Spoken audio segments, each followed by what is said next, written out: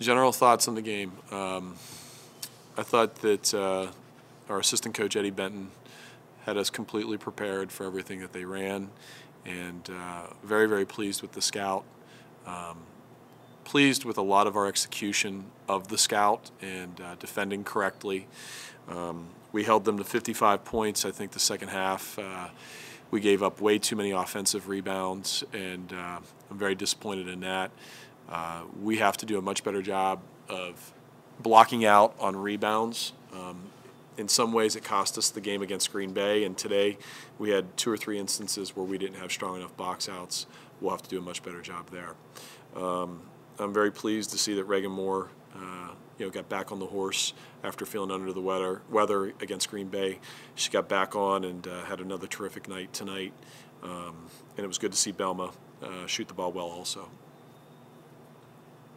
Being that Josie's basically the only person who plays center and plays it effectively, how do you talk to her about rebounding and being big with the girls in A10?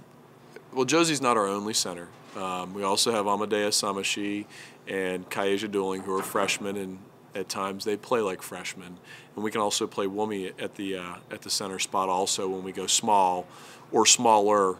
We still have a big lineup compared to many people. With Josie, today she had 7 and 7.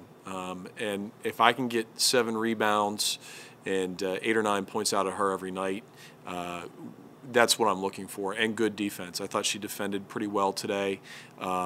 She didn't shoot the ball well. She was 1 for 5, but she was 5 for 6 from the free throw line. I'd like her to be 3 for 5, 4 for 5 from the field. We're talking about a kid in Josie Ann Johnson who played very limited minutes last year and didn't have a whole lot of confidence. And we see that confidence blooming and her getting better and better. She's taking jump shots with confidence. A couple of them rolled around the rim and didn't go in, but I feel really good about where she's at. Now, from a rebounding perspective, it's in a situation where in these games, and the mandate by the NCAA to call the game much closer, we're seeing some games called differently than other games, and that's not a negative reflection on the officials. That's just human nature, and so we've had to adapt to that, and sometimes we've done a good job, and in a couple games we didn't, from Josie Ann's perspective. Defensively, I mean, with rebounds withstanding, what did you make of the defensive pressure, turnovers? You got a 10-second call in there at one point. Well, the way that Buffalo played, we felt like they were passive offensively, passive defensively, attempting to slow down the game, and when I've got a lead and I have a limited bench and I only have 2 point guards and they both start and play a lot of minutes, there's really not a need to play a 2-2-1 and really pressure people and risk injury, especially with 3 big games coming up next week. So we attempted to play a lot of 5, but we switched back to the 22 in the second half just to get us moving, to get out of the passivity of the way the game was played. I mean, we scored 78 points, and I was disappointed in us being so passive. I thought we could have been more aggressive, but sometimes an opponent makes you do that. Assist to turnover ratio, something you like to see there? Just in general, it looked like 23-14. I mean, that's definitely some positive there for you. Definitely a positive assist to turnover ratio. Reagan and April, your 2 point guards, to be 10-1 assist turnover ratio. That's fantastic. But again, Buffalo wasn't a team that was pressuring us until very late in the game when they put a couple kids in late. We had Wumi had some unusual turnovers that don't typically happen for her. But yeah, overall, pretty happy about that. Was it important for you to get this win at home after a disappointing home opener? Every win is important. You want to win every game, obviously. The home opener,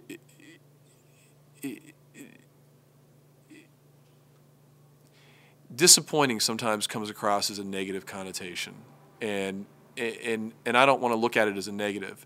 I think our entire program was disappointed with the home opener and how we performed through the last 7 minutes of that stretch. And one of the things that we talked about today is playing 2 complete halves of basketball. And I think that we pretty much did that, especially with a team that did, that was passive, that played a lot of zone against us, and we couldn't force the issue as much as we would want. We're trying to build off of what the positives were from Green Bay also, and there was a lot of positives. That last 7 minutes we'd love to have back, and I know we'd like to play Green Bay again at some point. How much does Odie's injury hurt your depth, and what's the timetable on her return? Odie's injury and Liv Bresnahan not being able to play because of the transfer until December 18th certainly impact us. We have very little depth at guard. We have Belma, who's come in and I believe maybe our second leading scorer overall throughout all games. And Angela Heinz, as a freshman, has had to come in and play major minutes for us, very important minutes in big games, and has done very well. But with Odie, she gives you another ball handler. She gives you another player that can attack the basket and has the ability to score. I wouldn't call Odie a shooter. I would call her a scorer. She finds ways to score. She's very crafty. We certainly need her back. And the timetable on her is, it's kind of up in the air. We could be talking early December to mid-December. It'll all depend on how quickly the bone heals. And talk about the things that it inhibits you from being able to do, being that you only have 2 point guards and they both start. What it does is it forces Orshi to play the 3 a lot, which she certainly doesn't mind. Orshi prefers to play the 3, and what it does is you have to be cognizant of timeouts, media timeouts, so that you're getting one of them out of there at the 12:30 mark, so that when that media comes at 11:50 or 11:40, they've gotten a good 3-4 minute blow at least. So you just have to manage their minutes around the media timeouts so they can stay fresh. And then you get a situation like late game here where you're up 20 with about a minute and a half to go, and the game suddenly becomes a little bit physical. You just tell them, protect yourself. Don't get hurt, because we can't afford any sort of injury at this point. And talk about the pressure that's on April with that situation, and what do you tell her, being that she's a sophomore and young for the A-10? Well, April's a sophomore, but April played so many minutes for us last year, and also was on a very veteran-laden team last year. She was the only freshman, and in some ways, I don't even look at her as a sophomore. I look at her as a junior or senior. She's a captain for us. I think April is, because of AAU basketball nowadays and playing hundreds of games in the summer, I don't think anything really phases her. She's very much cool as a cucumber. I think she's done a very good job for her. And she was in the office yesterday, and we talked about, you're my girl. I mean, we're going to go with you, and we're going to stick with you, and you're our girl. I mean, you're our team leader, you're our point guard, you're our captain. And she's always embraced that role since the time she was a freshman, and she's done a very good job with it. My concussion, I can't even think straight. Go ahead. I'd like to say that Zach has a concussion. I don't know how, but It was a clothes hanger. It was a hoodie versus a sweatshirt. I left the crown on my head because I wanted a hoodie instead of a sweatshirt. there you go. You guys have Orshi next. Thank you. Thank you. Appreciate it very much. You guys too. Thank you.